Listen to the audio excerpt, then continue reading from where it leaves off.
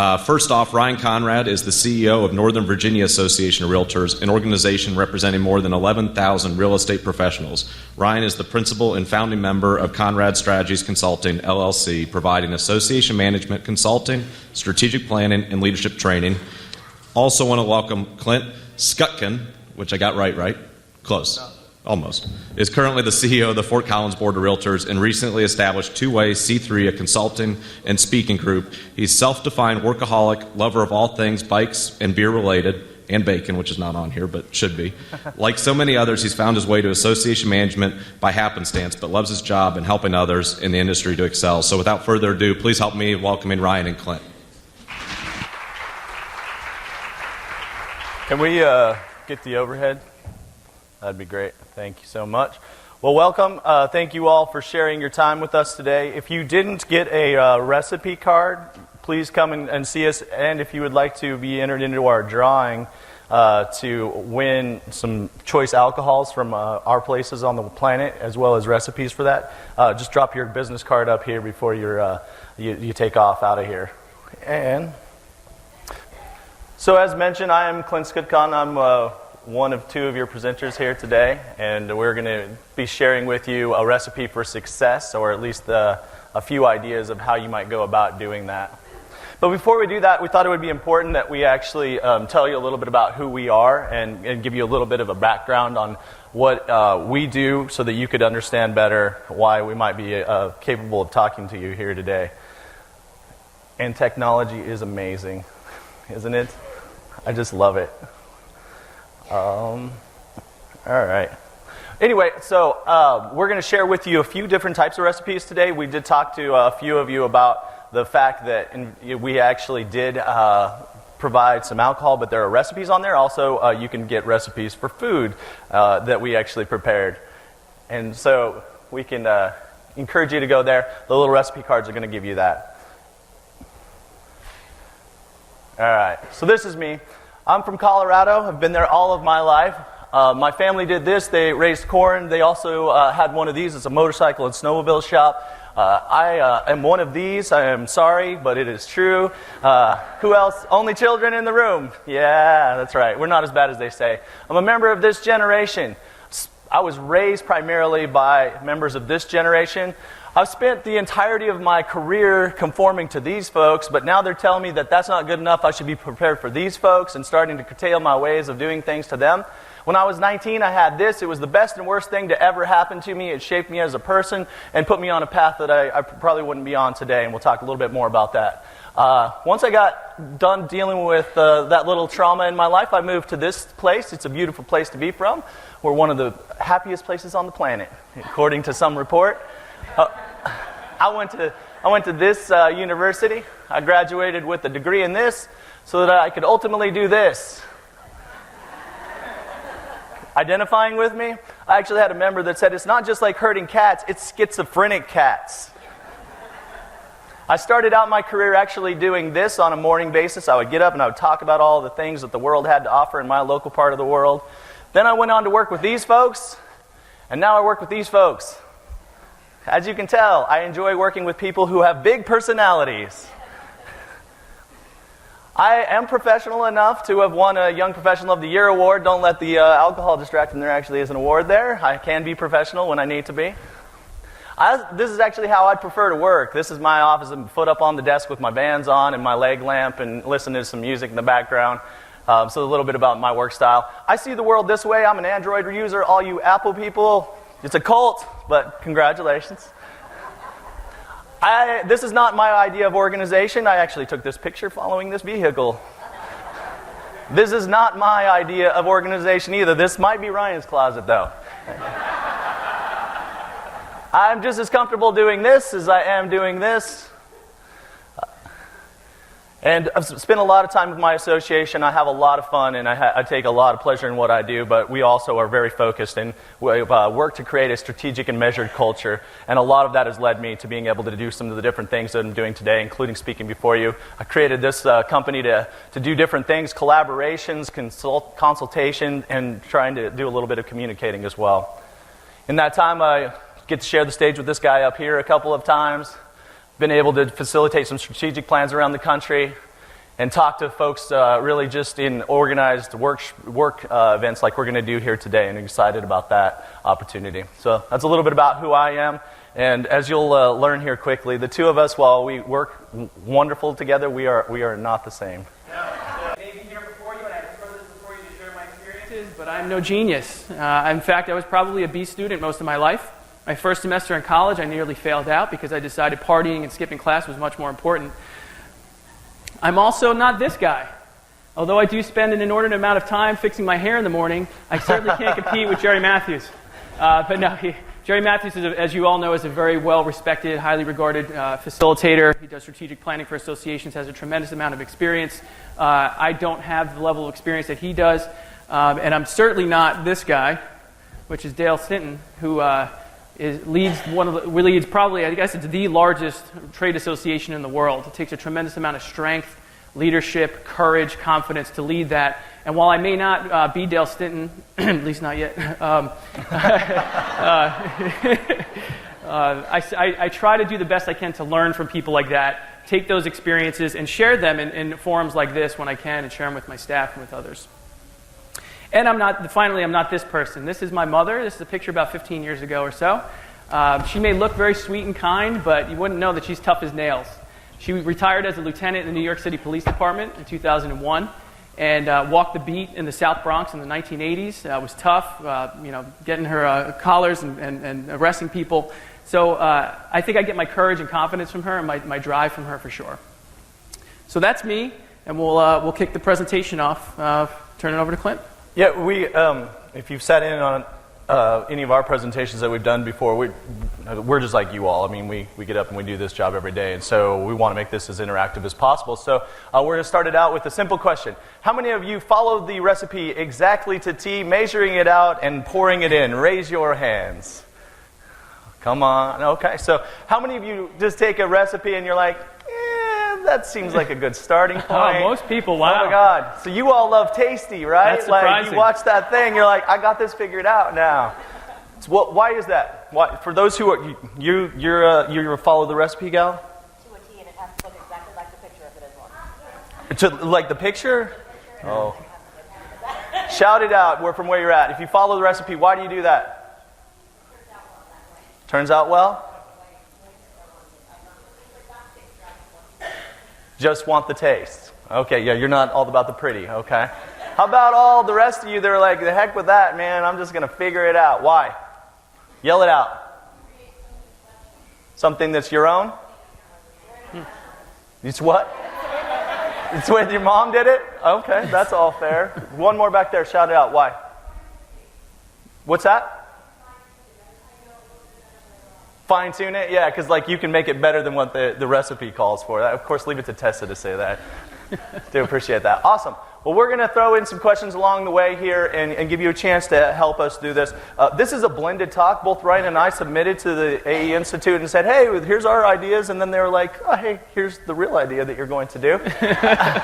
And so then we created this from across the country. And luckily, again, he and I, we truly are yin and yang, and we work so well together. So hopefully it's of value to you, but just know that it was kind of, here's what we want you to do. And so we've taken it and run. We're really playing on the recipe piece, as I've already talked about, but we're going to do a worksheet later that actually will hopefully be a recipe for success for you, and talks about leadership and those types of things. And then, as we mentioned, you can also just get a direct recipe from us.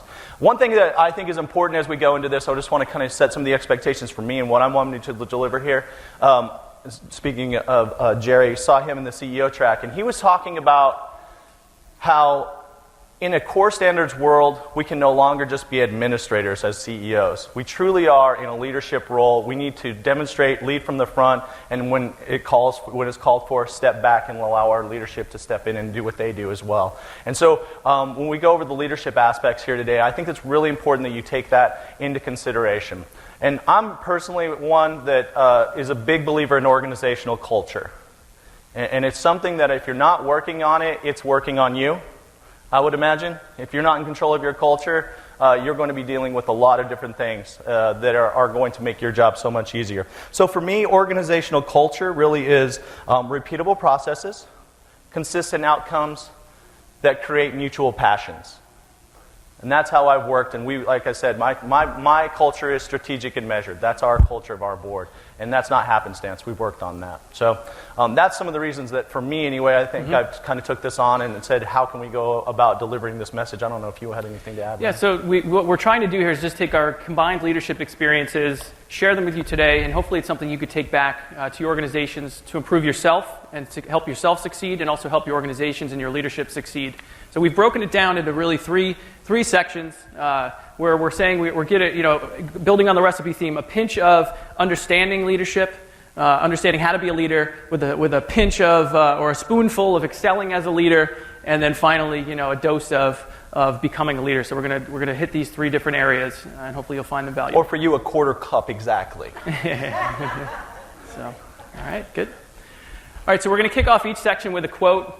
Personally, I like quotes. I think they're motivational and inspirational. So the first one is with General Douglas MacArthur, who said, "A true leader has the confidence to stand alone, the courage to make tough decisions, and the compassion to listen to the needs of others." So what's your takeaway from that quote? What's helpful to you as a leader, as you're learning to become a leader and more successful in your industry? Anybody want to be well-rounded? Okay. What's that? Take risks. Right? Anything else that you take from that? It's about them. Okay? It's about them. It's not about you. That's good. That's all good themes. Okay? I'll take that. Yeah. So the first point we want to share with you is surround yourself with good people. You should, if you want to be successful as an AE, you really need to develop what I consider a kitchen cabinet of trusted advisors. Understand that you're not alone in the challenges that you're facing on a day-to-day business. Whether you run a 35 staff member organization, or you're a single shop, you're the only AE, you're the only staff person, or you only have a little bit of support. You're not alone. You're part of the National Association of Realtors. There's 1,300 local associations, executives that are probably facing a lot of the same challenges that you are. So identify who those people are. Take advantage when you're here at a conference like this. Meet with them, network with them, commiserate with them, share experiences, share ideas, share thoughts, but surround yourself with good people, because not only are you going to learn something from each other, not only are you going to share something with them, but you're also potentially going to develop lifelong friends, and you're going to potentially develop professional opportunities, open up doors for professional opportunities that may present themselves to you one day. Hence, I'm with the Northern Virginia Association of Realtors right now. That didn't just happen because I stayed in my office and didn't want to network and share and learn from others. I got to know a lot of people, and I'm privileged that my predecessor, Christine Todd, is here today observing the session. I'm a little nervous about that. Taking notes. She's going to report back. Ryan's doing this. So, and surround yourself with good people. Identify top talent. One of the things I strongly believe is if you're the smartest person in the room, you're probably not doing the best you can do to help your organization succeed. I am certainly not the smartest person in the room when I'm meeting with my senior staff. Several of them are here today, but we have, on our senior staff, I have 6 direct reports. 2 of them are attorneys. 1 of them is a CPA. 2 of them have their masters. 1 of them has a degree or a certificate in human resources. These are exceptional people that I know and I have confidence in. When I step in the room with them and deliberate and talk about issues, I know I'm going to get professional advice. I'm going to get different perspectives, and it's going to help me make decisions, more informative decisions. And then once you surround yourself with those good people, and by the way, you can do that even when you're in a smaller association and you're the only association executive. You can do that with either colleagues from outside of your industry, or you can do that with realtors, volunteer leaders, who may have expertise in areas that you may not. And once you surround yourself with those good people, set them free, and have the confidence in them, and we'll talk about delegating a little bit later on in the presentation. Okay. So for me, I mentioned that I did radio for a good bit of time, and there's really nothing more stripped down than when you have to go into a box for about 4 to 5 hours of time and create a dialogue, even though you're probably not ever going to hear the other side of that dialogue. And so for me, I learned to prepare for radio, for whatever, for what would come up. And I happened to be on air the day that 9/11 happened. And if we weren't prepared that day the way we prepared every other day, can you imagine how much of a disservice we would have done to our clients, the listeners, that day? So for me, preparation is very, very crucial. And I think a lot of that is about setting your baseline. Getting good resources, getting good info, and going back to what Ryan pointed out, surrounding yourself with experts. And I am of a smaller association, and so a lot of my roundtables and my folks that I go to for input and thoughts are outside of the industry. And I think that can be a great thing because there are clearly different approaches that can be applied in our industry that are being applied elsewhere. So I think Ryan's very much right that, of course, you do definitely want to leverage those resources within your office, but there are also those things that are outside of your office. Can you pull that back up for some reason? I don't know where that went down. So I think that's important. The other thing is the gathering of data. How many of you are tracking what you do on a regular basis? So at a minimum, you're tracking the number of interactions you have with your members. Okay, I'm going to take it really down to a baseline. How many of you know the exact number of members in your association right now? Okay, if your hand's not up, add that tracking baseline to what you're doing. There are some resources, again, on our webpage that you can go and look at. That are tracking resources, and for those who have seen me present in the past, I really think it's important to be tracking the deliverables, all those things that you are providing, whether it's the free number of free classes, all those things, and putting it into a condensed report for your leadership. Because they need to be prepared as well, right?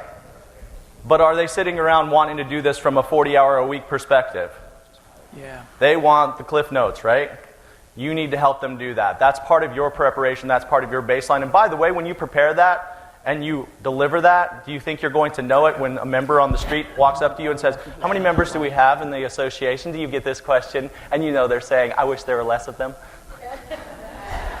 Can we raise the dues to get rid of them? That'd be great. So use those baselines, do that tracking. I think it's a very important part of your preparation. And then, as we said, surround yourself with good people if necessary. All right. We're going to switch computers here real quick, so all right. just 1 second. That's fun. Did that one die? Something happened. Perfect. Technology. It's great. So, what about you all? What do you do to prepare? To get ready? You come to this? Yeah. An agenda? So planning for you is a big baseline item. Setting expectations. That is definitely an important one to do as well. For me, that preparation piece is what gives you that professional approach in preparing that and refining it and paring it down. And I really have gotten good over time of just condensing things into what is the most important because how many of you were on the CEO track? A few of you.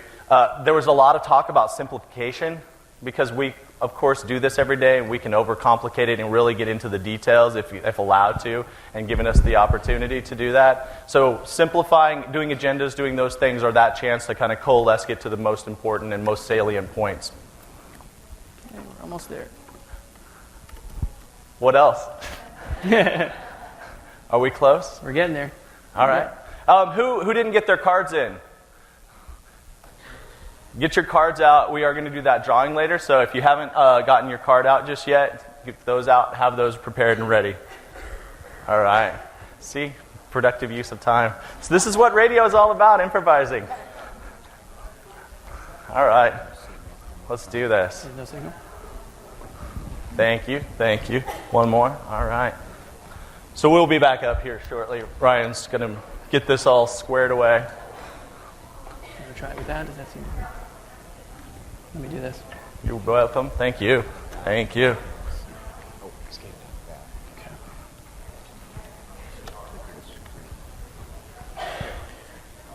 Thank you. Thank you. Okay. We've got one. All right. Well, if we miss you, you can pull it up to the front. Look at that. There's me. That's when I was growing up. There's and that, yeah, and then, yeah, Ryan. Oh, thank you.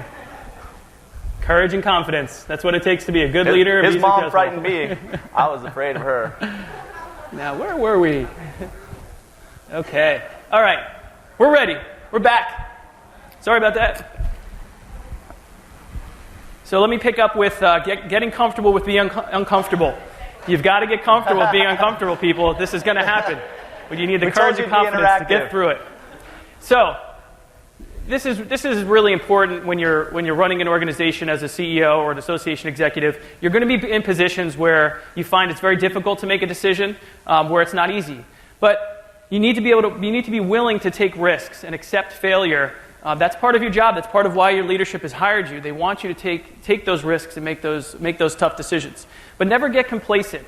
Okay, we were in the CEO track yesterday, and one of the things they talked about was it's easier to become successful than it is to sustain success or exceed your success. That's because it's easy to get complacent in what you're doing, and you fail to take risks. So consistently invest in yourself and learn more, continually grow, learn more, and you'll be more successful. Have the courage and confidence to make those tough decisions. It's not always easy. I'll give you an example. We had a fair housing issue in the Lehigh Valley about 4 years ago, and we were presented with an option. Well, we weren't really presented with an option, I guess. We had fair housing testers in our region that were testing realtors. They tested 33 of them, and of the 33 that they tested, 73% of the time they were engaged in disparate treatment.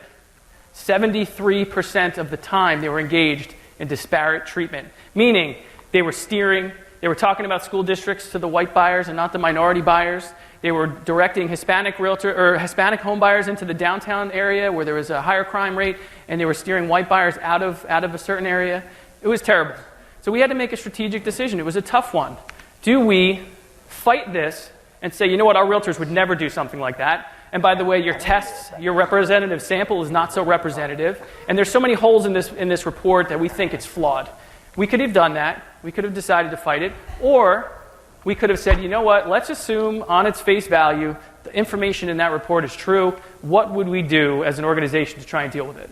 And that's the decision that we ultimately made, and we guided our leadership in that direction. Let's position realtors as part of the solution and not part of the problem. And I can tell you that went a long way with earning us the respect of the organization that did the testing, with community leaders in the region, and positioned our members for success.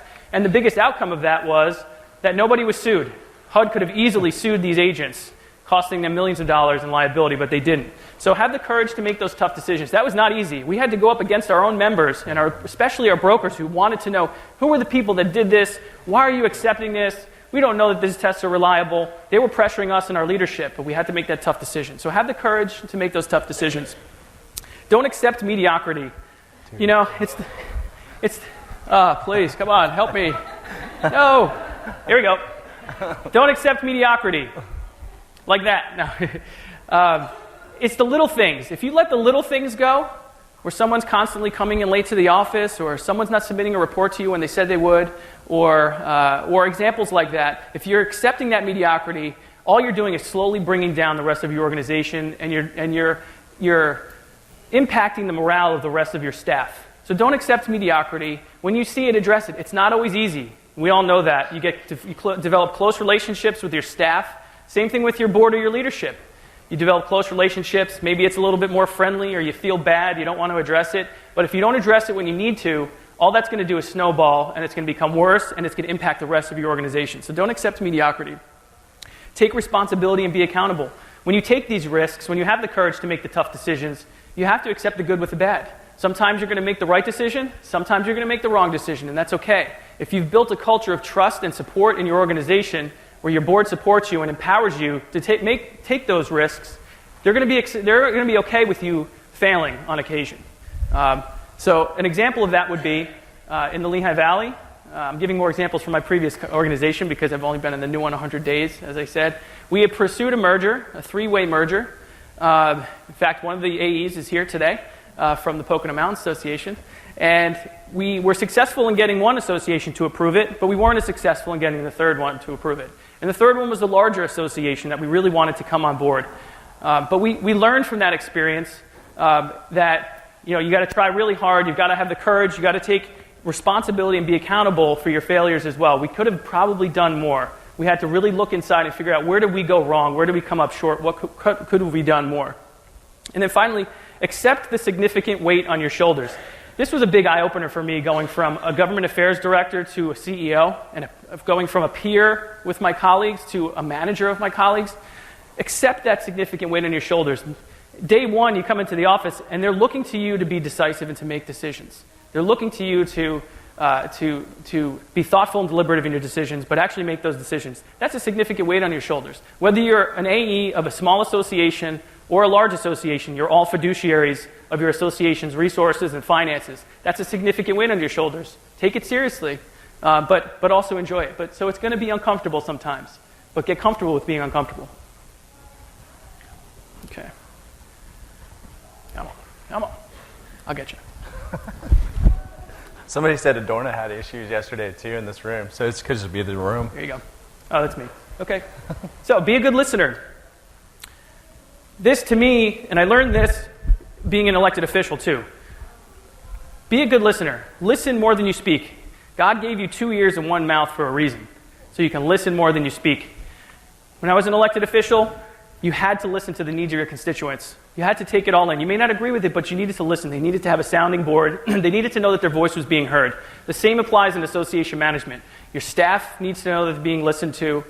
Your leadership needs to know that they're being listened to. And your membership needs to know that they're being listened to. If all you're doing when you're engaging in a discussion with somebody is talking or thinking about the next thing you want to say rather than listening to what it is and understanding what it is that someone's talking to you about, then you're really going about it wrong. You should be listening more than you're speaking. You should be listening to what the other person is saying, and you can give visual cues or other cues to let people know that you're listening, whether it's a head nod or an acknowledgement, a yes, or repeating back what it is that they say. But make sure you're a good listener as an AE. Okay, so this is not working, but we'll have to press the buttons. No problem. Awesome. All right, the old manual way. So I talked a lot about the data collection and all of that, and certainly it's important, but the one thing I want to talk about from there is not always believing the data that's been given to you, especially as you're starting, so question it. So for me, I mentioned that I went through cancer. I did that when I was 19, and I said it's the best and worst thing to ever happen to me. I would find out later, my parents kind of told me this, and maybe thankfully in this case they didn't share all the data, they did a little bit of parsing, but I would find out later that I had a 30% chance of surviving. Like, for me, that number, I guess in some ways they could have told me. I was just sick, I was going to do what I needed to do, and then I was going to get better. So I think that's something, too, that you have to take into account. There are certainly data points, there are all those things that can help you to do your job and get you to a point of comfort. But beyond that, there's still that humanistic aspect, and there are things that go beyond numbers and data. And so be human, be relatable. I think that's really something that we have to work on. As working with so many personalities, we have to be able to relate to a lot of different personality types, right? A lot of different leadership types. And so finding your way to be relatable, and I'll talk more about this later in excelling as a leader, becomes a really important component to me. And in fact, it's still a people business that we do, right?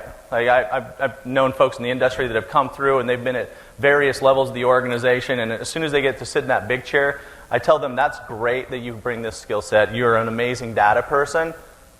But this is about the people and managing the people and establishing the culture. So be prepared. That's one of those preparation things, to be able to look at that and go beyond the data. And then appreciate and consider the unexpected. Again, I go back to a lot of these things I pulled from my experiences being a cancer survivor. Appreciating the unexpected really can help you to set your baselines. Again, I'm talking a lot about that. But being prepared for that, appreciating it, understanding that we're not always in control as much as we would all like to be as CEOs, iron fist. At the end of the day, there's so much unexpected about what we have to do, and have yourself prepared for that. I think it's an important thing. So we've talked a little bit about the preparation. How important has preparation been for you in your career, and any tips that you might have beyond what we've said here? Just throw it out. Yell it out from the back of the room if you got one. Y'all don't prepare? Yes, here we go. Dave, shout it out.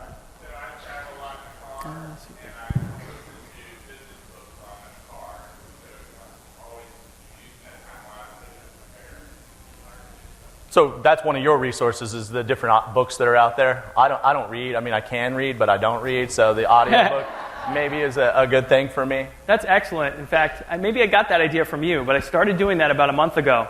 My commute, I'm commuting 45 minutes each way to work, and I'm listening to Metallica and everything else. So I thought, what's a better use of my time to become a better leader? So I started downloading audiobooks. I think I got that idea from you. Thanks, Dave.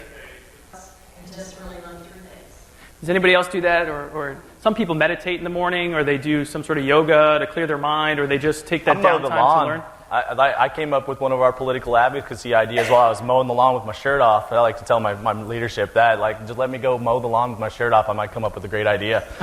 All right, we have one here. Yep. Okay, you're rambling on. No. Did you stay on script? No, I'm kidding. Good stuff. Anything else? You one or two more, and then we'll move on? Yeah. Ruth, did you? Yeah, and there's so many of your board members that are living through a bullet point view of the world. Very good. All right, so let's move on to our second section, which is becoming a leader. So we talked about sort of how to prepare to be a leader. We bucketed some of the ideas into that segment. So now let's focus on sort of becoming a leader, the next step. The separation is the preparation. Russell Wilson, right, the star quarterback of the Seattle Seahawks. I think that is one of the most impactful quotes I've ever heard. The separation is the preparation.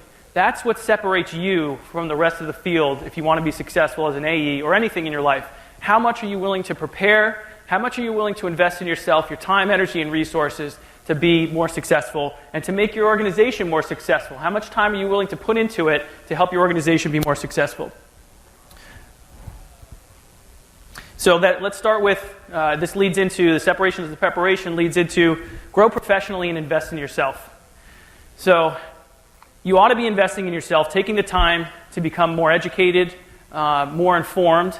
You get credit, obviously, for being here today. Clearly, you've set yourself apart. You want to be here and learn from the best and the brightest. You want to hear from your network of AEs, learn from them. So you want to set yourself apart. But you not only want to invest in yourself, you also want to get your board of directors and your leadership to invest in you. Your success is ultimately your association's success. The better you are at what you do, the better you are at leading the organization, and the better your association is for it.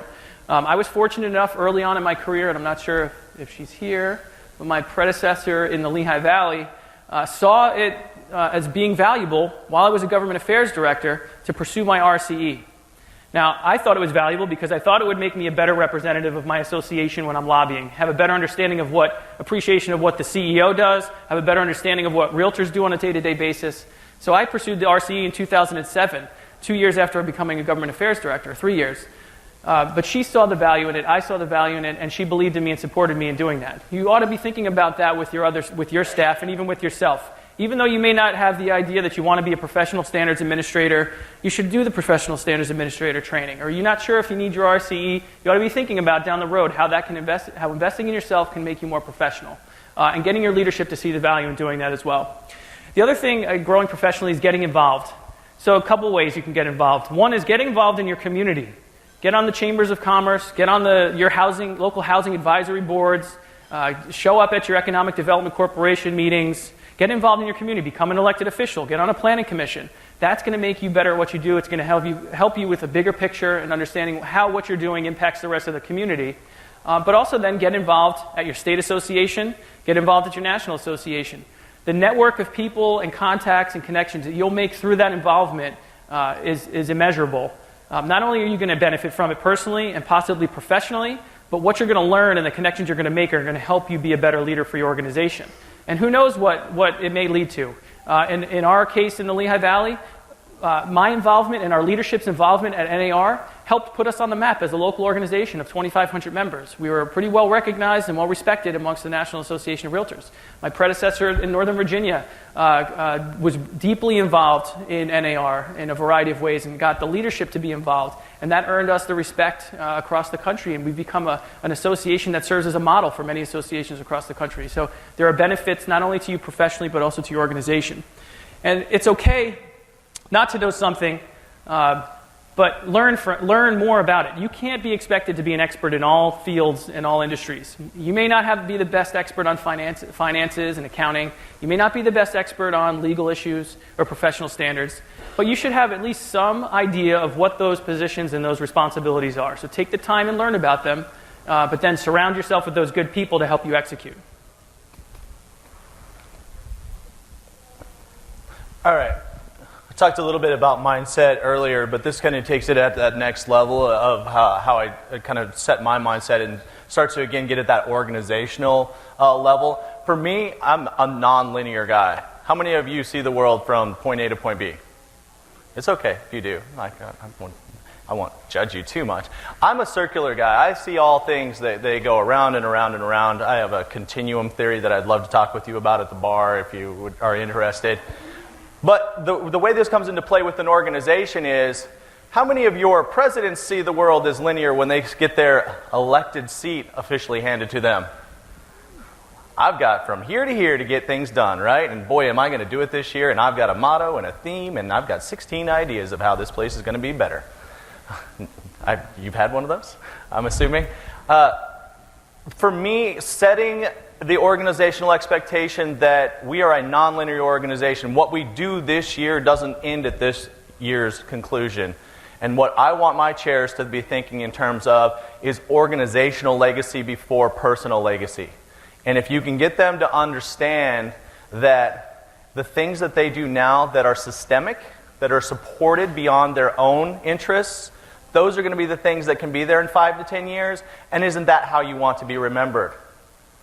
So nonlinear, approaching it and setting expectations and creating processes that support that, you don't allow presidents to come in and set up an expectation that we can just do it this way this year, but then next year we're going to do it this way because that's not the way that person does. The processes can start to dictate that and help that with you, but you have to have that mindset.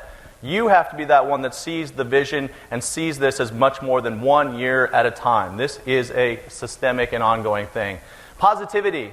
For me, I really don't believe I would be here if I didn't have a positive attitude towards the cancer that I went through. I had amazing doctors they did all the processes, they did the diagnosis, they were aggressive, they did all those things.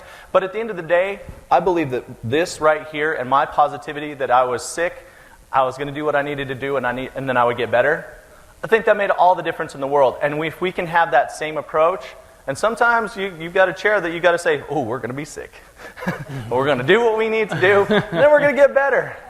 So, anybody been through that? Positivity is an important thing. This one, again, this is kind of that next step, but the mindset of protection against majority and minority pitfalls. This is incumbent on you as a leader. How often do you start to get into a situation where everything's rolling, the board is just always 100% unanimous about everything that you do? Do you question or do you take that approach of, well, what if everybody wasn't on board? And then start to bring those questions forward and be your own devil's advocate. Because there is, at times, this sense of majority momentum. And there might be somebody sitting on the sidelines that does feel a little different. But boy, when that momentum's in the room, it's really hard to work against, right? Especially if you're volunteering. You don't have all the data that especially if the executive has all that, it can be really hard to question. The opposite is the minority pitfall. I think associations around the country that struggle the most and have the greatest difficulty are caught up in this pitfall. And that is, those who speak the loudest are the ones that are speaking for everyone. And if you're not prepared as an executive to address the fact that you may be in a minority position and we are hearing you, we understand you, but this is why we're not going to do that, boy, how quickly can some of those minority voices start to pull people over? And what does that do to your organizational culture? What does that do to your board culture? It can undermine it dramatically. So because then the squeaky wheel is the one that's greased, so I'm gonna get squeaky over here and we're gonna be squeaky over there, and the next thing you know, they are in direct opposition to each other. So those are two pitfalls that I think are important to keep in mind. Enjoyment of the process. I am a policy wonk. I love those things. Enjoy the process. Enjoy creating policies. Do those things. Find pleasure in that. Because ultimately, if you enjoy that, when you're in those situations where you have to tell someone no, and you just say, well, because that doesn't work out too well. We have volunteers, they're passionate, they love what they do, but we sometimes have to tell them no. And so get to a point where you enjoy the process, you enjoy having those policies in place, and we'll talk more about that later. Embrace goal setting. I think a lot of times in our professional careers, we become these adults, and we dress in adult clothes, and we're in this situation where we figure we've got it all together. Then we set some goals and we don't quite achieve those, and then we're like, well, maybe I don't have it quite as together as I thought, and I don't think this is going to work out. I think goal setting is very important, and realizing that there will be failures. There will be times where you don't meet your goals, and you know what? That's okay. Some of my biggest lessons and motivations in life have come from those failures. And so embrace a goal-setting mentality. So I'm going to skip the slide. I'll just mention it. Identify deficiencies and target training towards those deficiencies. I've already talked about how you should invest in yourself. You're not going to be an expert in all the areas, but take the time to identify the deficiencies that you have and target your training. The example I have was when I started with the Lehigh Valley. I knew really nothing about MLS. And if you don't work in an MLS, you can understand what I'm talking about. Not only the data part of it and the software part of it and the technology, but the policies. Policies are very complex. They're very, very divisive, and they can be very political. So I took the time to really train and target my energies towards learning about MLS. Became a member of CMLS, attended the Clarity Conference, went to the CMLS conferences, surrounded myself with MLS experts, took the time to learn. I sat in on MLS trainings in my own association office, learned from my MLS director at the time. So you all know you have some sort of deficiency probably within your organization. Pick those out and tackle them one at a time to become more familiar with them. And then that's yours, Clint. Yeah, I'm not going to go on too much of that because we've already talked a little bit about it, but I also am someone that believes that you have to go beyond those deficiencies. It is at times a hard thing to swallow. Again, that accountability piece, reaching your goals or not reaching your goals. It's hard. It's hard not to always achieve that which you set out for, especially if you're competitive, and I'm a hyper-competitive person. How about you? Who's competitive? Everybody should have their hand up, right? We're AEs. I have to be honest, I don't understand non-competitive people, and I've had a few of them in my board, and it's like we are talking at very different levels. I just don't get it. So, and some of those people that say they're not competitive, it's like they're not until they're good at something, and then they get real competitive. But it's just trust in yourself that you are going to, even if you have those deficiencies, the people around you are going to understand that those are just select deficiencies. It's not a castigation of who you are in totality.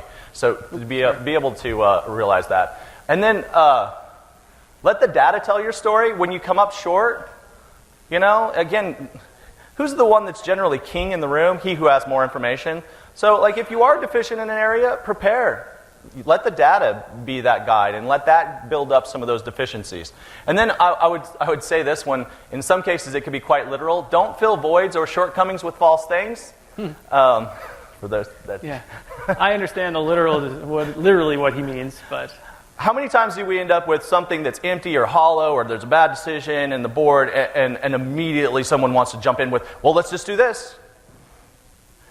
And if there's not someone there to understand that is just a overreaction or to redirect that, when you start to fill those voids with shortcomings, do they build upon themselves over time and become larger issues down the road? Don't panic. Don't just fill those voids with false things or those things that feel most comfortable emotionally immediately. Good. So, and then demonstrating passion. Excuse me. Demonstrating passion and be positive. That's not always easy. We have a lot going on in our personal lives.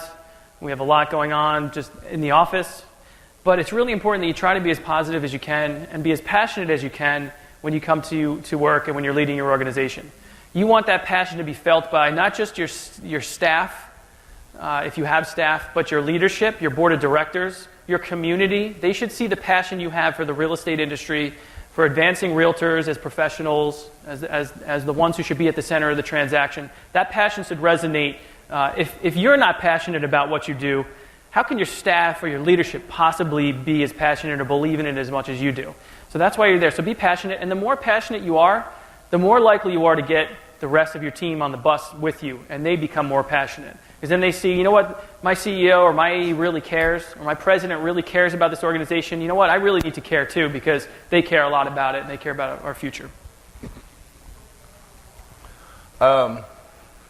This is an area I may excel in more than I should, the having fun part. I love what I do. I'm super passionate, and I love having fun. But there is a part of that. Ryan's probably seen some of my fun. Hopefully y'all didn't see it last night. It'd be good. Take time to get to know your leaders and volunteers. Building those relationships, just getting to know them as people. And I know not everybody loves the idea of doing that via social media. I look at it as I have 1,200 children. I can't spend every moment of every day with them. But if I can keep up with them on social media, when I do see them, I can start up that conversation from a point that's something more important and more resonating than, so the weather, right? You know, I can actually pick up with, oh, I saw that your kids did this, and like, how was the soccer, like all that. You can be relatable to them. Remember I talked about that earlier? Use those tools. And then, of course, there's the in-person. If you're not taking the time, especially with your board of directors as they're elected, to go and grab a beverage of your choice or their choice with them and just talk to them, you're really missing out on that opportunity to lay that groundwork that's going to be there in those times of duress. And Clint, let me ask you a question related to social media, if I can. How many of you are on social media professionally and connected to your realtor members? Okay, a good amount of you. Oh, let me ask this. How many are not? Okay, some of you are not raising your hands. That's fine. How many of you have empowered your staff or encouraged your staff to be on a professional Facebook page and connect with your members? Okay, less hands. Some are kind of, maybe, I think I am. There's a way to connect your staff with your members. View it as an extension of their interaction through email or in person or over the phone with a member. Social media is just another extension of that connection and communication. And not only does that give them that avenue of connection, but it does also what Clint is saying is it gives that personal level of connection. Now, everybody typically gets really worried. What are they going to do? Are they going to become friends? Are they going to show themselves drinking and binging and ruin the morale? Try not to worry about that stuff. Trust in your staff and your leadership. They're going to be professional, and you could develop policies around that. But it's a really good tool to connect with your membership. Yeah, and sense of humor is huge. And like I said, I continually go back to this. But like during my time of treatments, like I got flown out to Indiana and got treated by these doctors that basically Lance Armstrong got treated by. And then apparently he did something I didn't do. I mean, 7, whatever. But laughing, like having that spirit about you, I really feel like, and there are obviously lots of studies out there, but I truly believe in the power of laughter, whatever that energy is, that emotion. And if you can do that with your leadership, and sometimes that means that you have to go out of your way to understand their humor, right? It's not just always about you and where you come from. I've been very fortunate that my leadership and I have fun, way too much fun probably, so, at times. But the thing that happens is when we laugh together and we do all those things that we need to in order to, start to build those relationships, when we get into a time of duress, it's amazing what level you can speak to and how you communicate with each other outside of that. Mm-hmm. So I think that's super important. Here, I got it. Yeah, it's just, it times out. We're having a great day. Yes, technology is winning today. So we've got one more segment that we're going to walk through here, and then we do have in front of you a worksheet, and we're going to take you through that worksheet. And we think that worksheet is something not only you can do here today for yourself, but we're hoping it's something that you can take back and run through with your leadership and start to talk with them about your leadership styles and the things that you need to do. I think we'll just move on from this and just go straight in. Sounds the next good. One. So we're on the last leg of our three-part recipe. So here's the quote we want to kick this off with. Theodore Roosevelt said, "The best executive is the one who has the sense enough to pick good people to do what he or she wants done, and the self-restraint enough to keep from meddling with them while they do it." Right? You believe in that? Is that your leadership style? How many of you think it's worth meddling? And you find yourself meddling in sometimes, let's be honest. Sometimes I do. So let Clint kick it off with talking about character. So in this section, for me, it's kind of 3 C's, which must be some sort of reoccurring theme in my life because I always seem to get back to the 3 C's. But I'm going to talk about character, I'm going to talk about consistency and comfort, and then I'm also going to talk about charisma. And I start with the character because doesn't it always start at that? That's kind of a core thing, right? Your character and that piece. So as you're starting to excel as a leader, I think what you're doing now is not only demonstrating yourself what it's like to be a leader, you're helping those others to follow and become leaders themselves. They always say the best leaders are those who create other leaders, right? So in this case, I go back to this whole organizational legacy before your own. I can't stress this enough. You have to have that mindset for yourself, but then you've got to start to empower your volunteers to have that as well. And tell them and let them understand, if we do things with organizational legacy in mind, it is going to be far more enduring. Do you want your name up on the wall? If you really have one of those egocentric driven folks that they want to be the education center named after them, Nobody did that for what you did in 1 year. Nobody, and maybe you have some of those examples in your office that you can point to and say, hey, look at this guy's name up on the wall. The thing that he's remembered for is not the thing he did that one year. He was engaged, he was involved for multiple years, and the impact that he had was organizational. So if you can show them and demonstrate through some of your own culture within your organization, I think that's important. Focus on what's right, not easy. I fired my president 2 months into my job. Yeah, it can happen. Small detail where you actually have to be a realtor. Did everybody hear what he just said? He fired his president. Yeah, 2 months into the job. It was not easy. But it was absolutely the right thing to do for, your policies and your procedures, right? We were compelled to enforce our bylaws. It was not an easy thing, but it was the right thing. I would not be here today with the organization that I had we backed away from that and not followed through under those circumstances. And I'll tell you, NAR folks, cover your ears. This person was very plugged in. I'm 2 months in, I'm calling NAR, and they're like, whoa, I'm not really sure about that. What's the RPAC contribution? I mean, it's a thing. I'm telling you that. It was not any, I just trying to give you the context of how not, it wasn't like I just called up and they're like, oh yeah, you got to do this. There are lawyers involved, all these things. But when you make those decisions, and you do it through the lens of, this is the right thing for my organization, again, you having that organizational legacy in mind, it gets a lot easier. Learn to manage and manage your drive and actions. Remember I just mentioned Lance Armstrong? He may not have managed his drive and push to be so successful. We can get caught up in being so successful and the enjoyment and the accolades that come along with that at times we don't manage our own actions and our own approach to things. And that can be a very, very dangerous thing.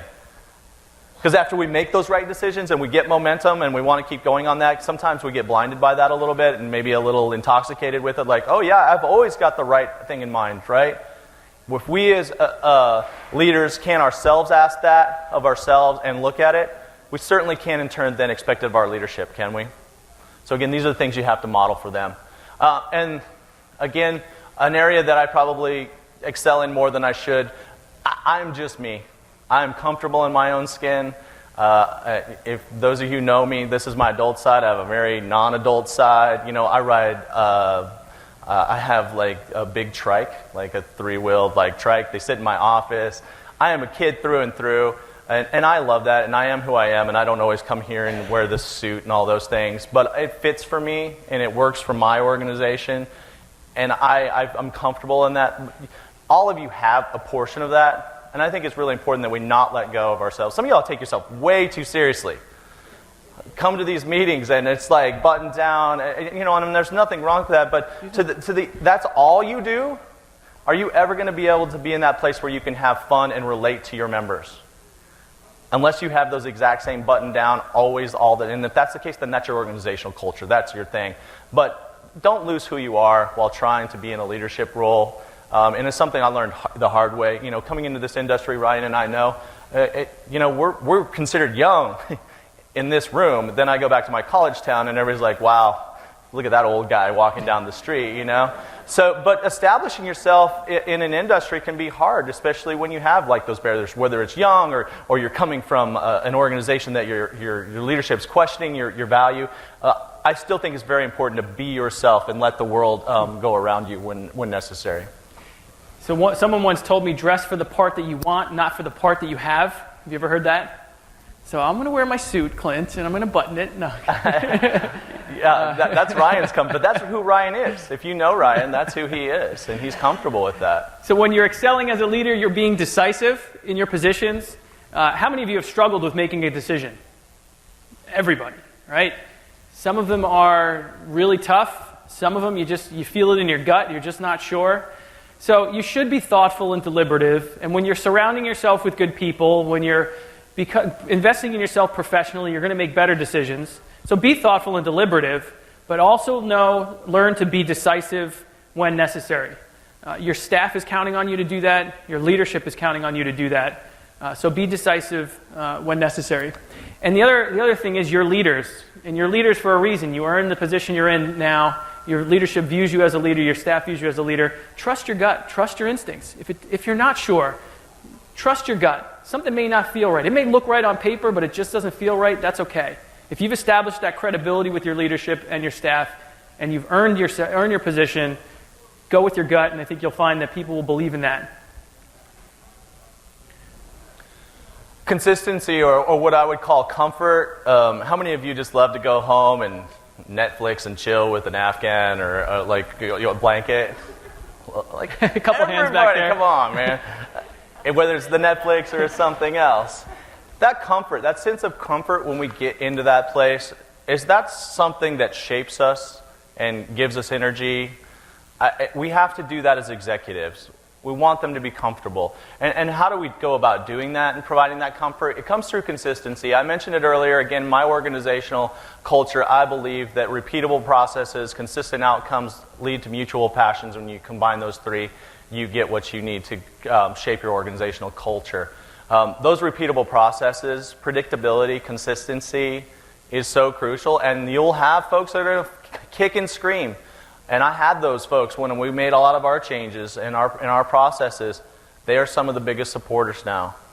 I didn't see it originally, I'm sorry. But now I know what to expect next year, and you know what? I also don't have to put in 40 hours a week to do this and do it in a way that I feel like I'm getting good outcomes from. So that piece is important. Leverage and repeat your successes. I think sometimes we quickly abandon those things which we have success with. Oh, that's taken care of. We don't go back, revisit those, or leverage those successes, and then they fall away. And then ultimately, they're not really as much of a success as they would have been elsewise, right? Because I'm a change agent. I love change and doing all those things, but one thing I've been learning over the last several years is to embrace those things that are working and tell that story. There was a good quote yesterday, and I hope I don't botch it, Yeah. from the CEO track related to celebrating the successes. If you can do the most basic things the best and do those exceptionally well, then you are successful. So it kind of builds on, and I'm messing up the quote, but it builds on what you're saying about success, or about leveraging the successes you had. Don't forget about those. Be the best you can be at those, and everything else will come from that. How many of you would consider yourself to be in a high-performing association? Good. This next point is really important for you. Celebrate the successes of all sizes, because when you get to a point where you're excelling and you've established a level of excellence, it's the marginal things that really make the difference, moving from excellence to falling off of excellence, right? And if we don't celebrate those things, I think our leaders in particular start to lose a little bit of faith, or they don't see the value in what they're doing. And so you've probably come through a lot of big successes to get here, right? And how easy are those to celebrate?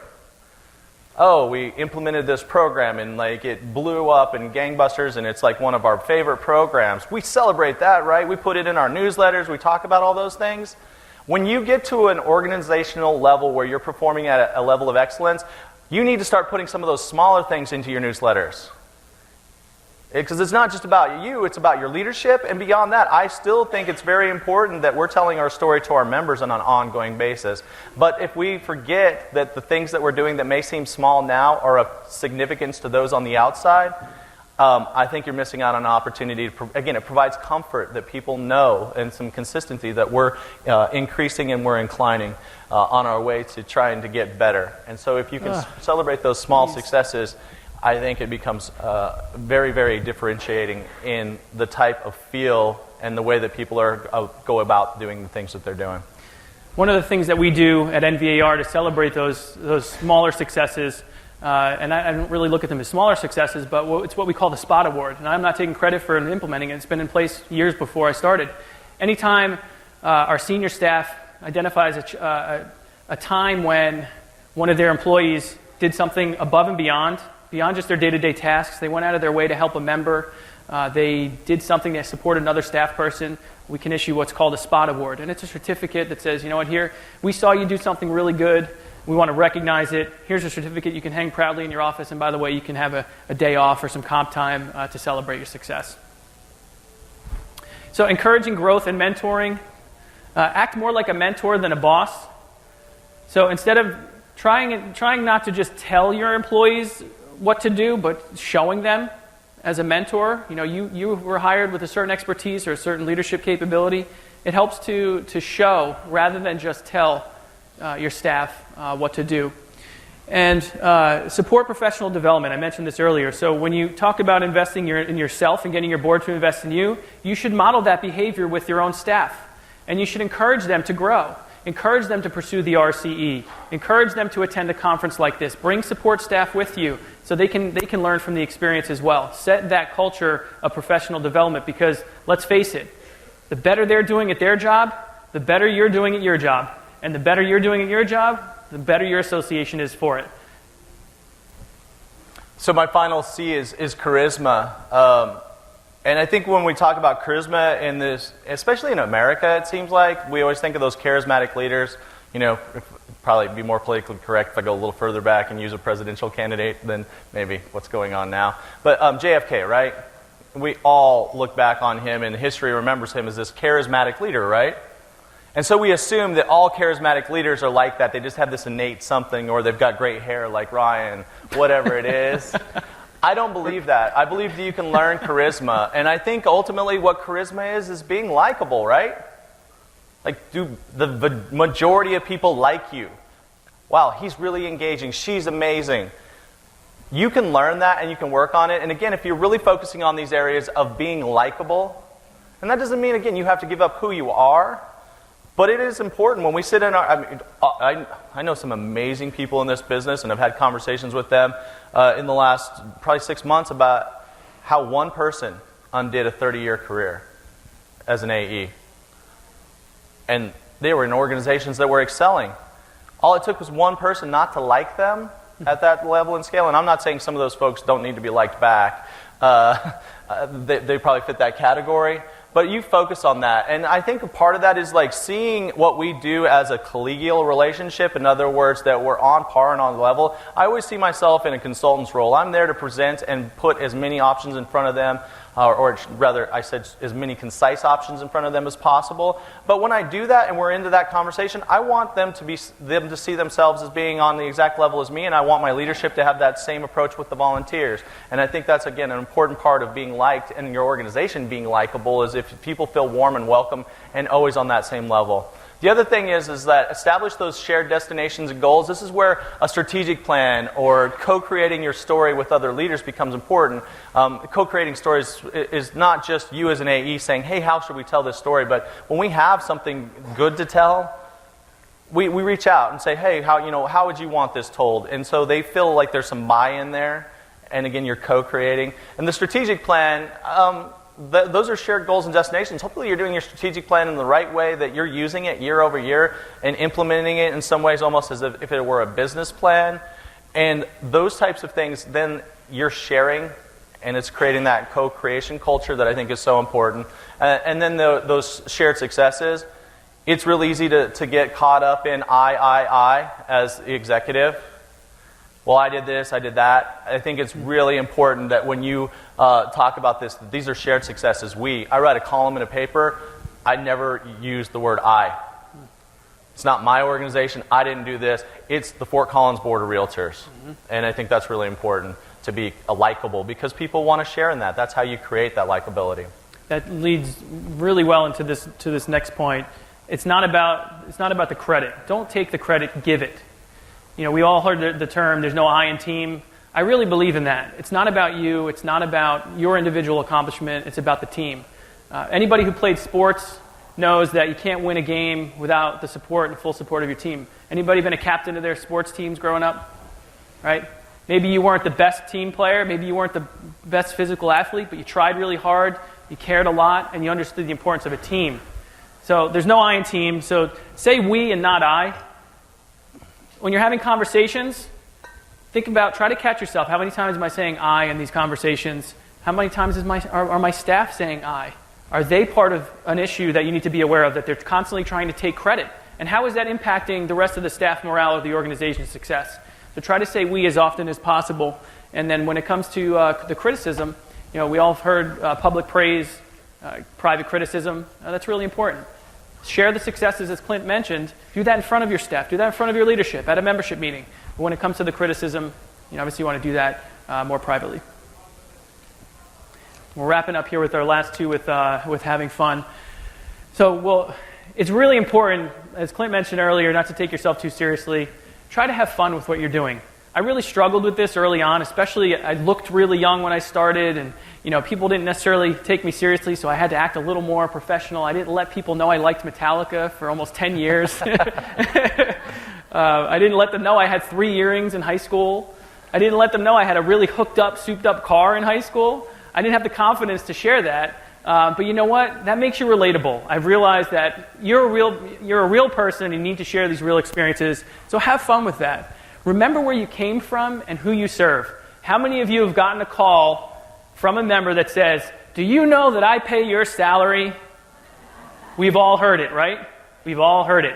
I used to hear that as a township commissioner, as an elected official. "Do you know our taxes pay for this or pay for that and pay for you to be there?" It's the same thing.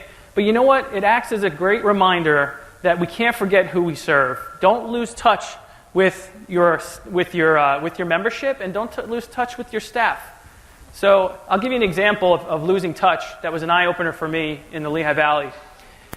I had a broker, a very large broker, that was emailing me. Well, he was emailing our membership administrator about an issue he was having with his membership, with an agent in his office and fees, and he copied me on it. And I knew this broker. We had a really great relationship going way back.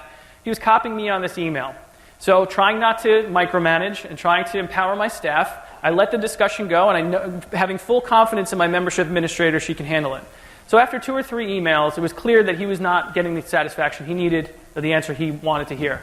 So I stepped in and we made a phone call to him with my membership administrator.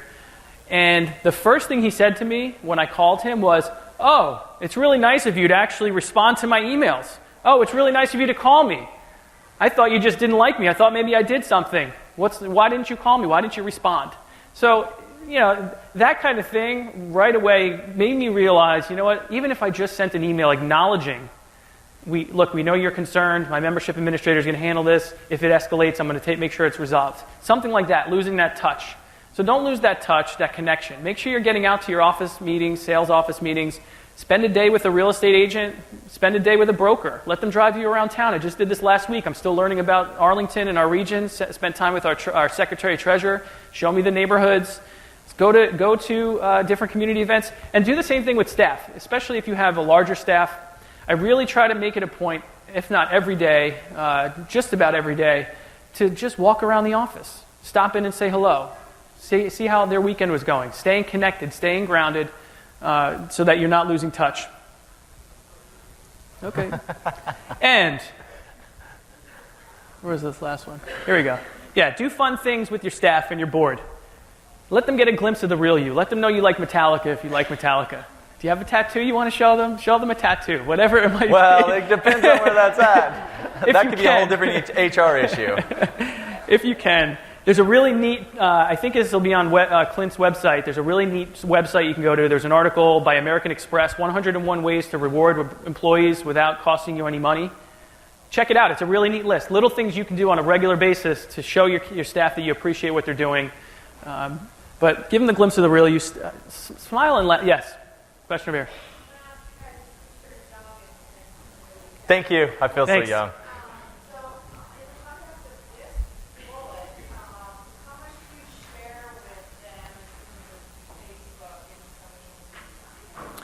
So in my case, I have a professional Facebook account and I have a personal Facebook account.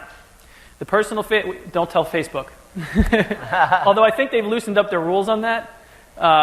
My personal Facebook account is for connecting with my family, my high school friends, where I share pictures of the kids all the time, that kind of stuff. My professional Facebook account is to connect with our realtors and industry leaders and business professionals, my friends from across the country. And I sprinkle in a glimpse of the family pictures and things that are happening. I'm not hiding anything from them. I'm just scaling back how much personal stuff I'm sharing, because I don't need to inundate our realtors with that. That's my personal choice, but you don't have to do that. There's AEs that just have one account, they friend everybody, and that's okay. That's me. I just am who I am. Right. You love me or don't. It's just the way it is. You've got nothing to hide. It's okay. You're not binge drinking and putting pictures of it on Facebook. That's fine. It's your personal choice. But one thing I started, and this was under the leadership of Dave Phillips, who inspired me to do this in the Lehigh Valley. I had every single one of my staff create a Facebook account to connect with their members. Everyone had to have a Facebook account and a Twitter account, and they had to put their Facebook and Twitter handles on their business cards. And we're starting to implement that at NVAR as well. There was another hand, I think. Oh, sorry, yep. Not a page. Without getting too technical, but yeah, not a page, just an account. Just create another account.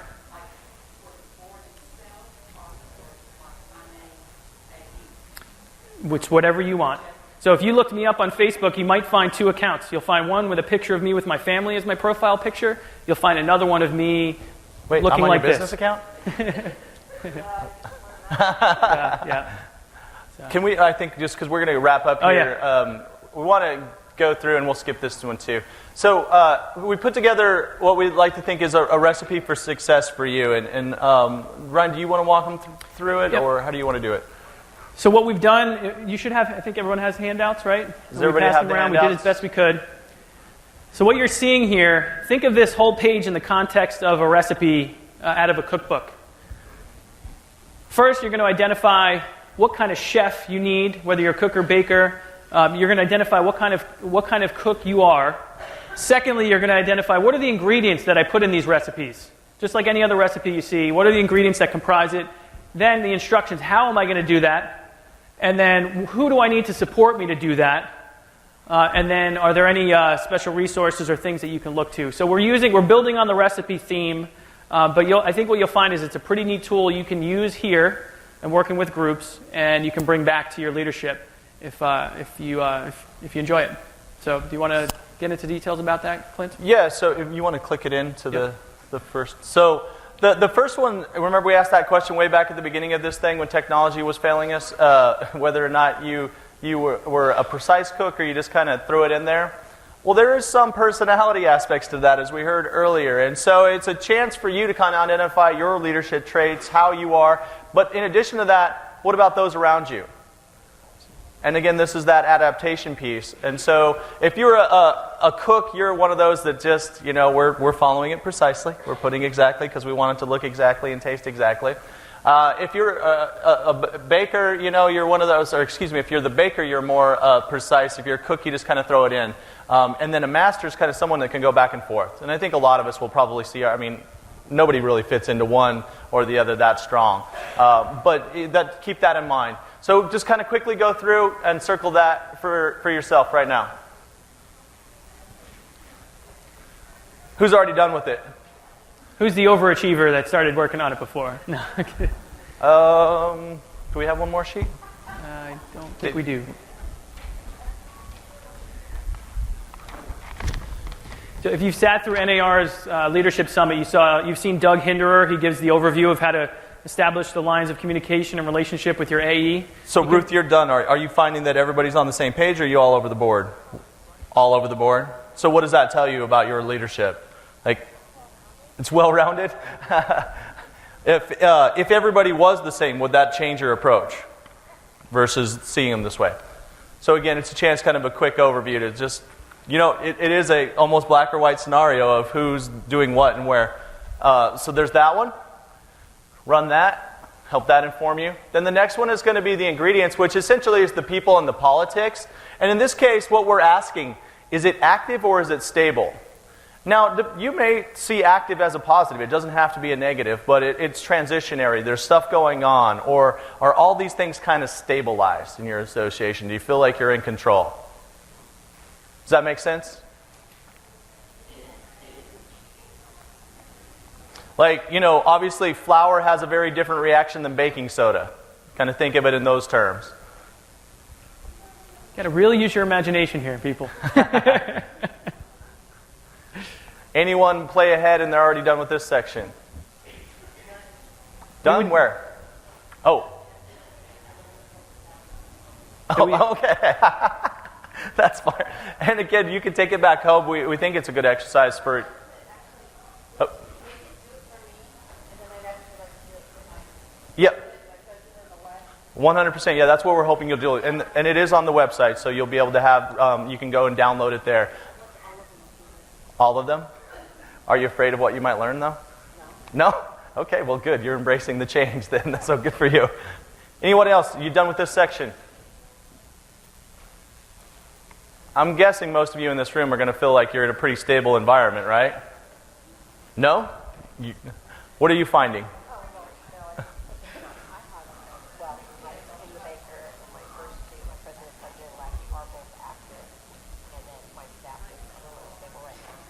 Your staff is unstable? That's going to be a key, that's a key ingredient, right? And so some of these are going to be more important than others. And again, yeah, you can take this back and have your staff do it and see what they think. Let's go ahead and move on to the next one. So the instructions, the directions, and this is more of a just write it down. This is a write it down opportunity and exercise. And I like this because it's what's top of mind. So just quickly write down what comes top of mind here. And so what we're really talking about, what are those processes, what are those policies that you have in place to help guide or put all of this together, all these different ingredients, these different personalities.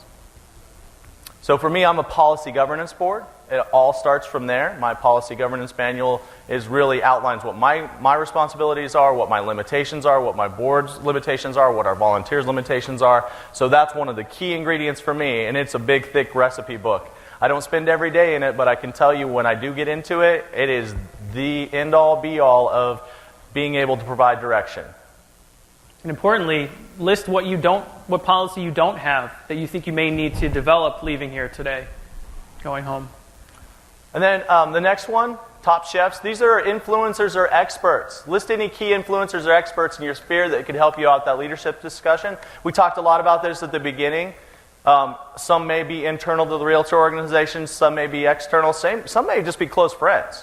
But who are those folks that you can sit down and do the kitchen table with?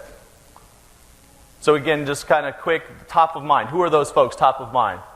And take it a step further. List those people, but make a commitment to yourself to contact them after today or this week while you're here, to connect with them and learn from them and shadow them potentially.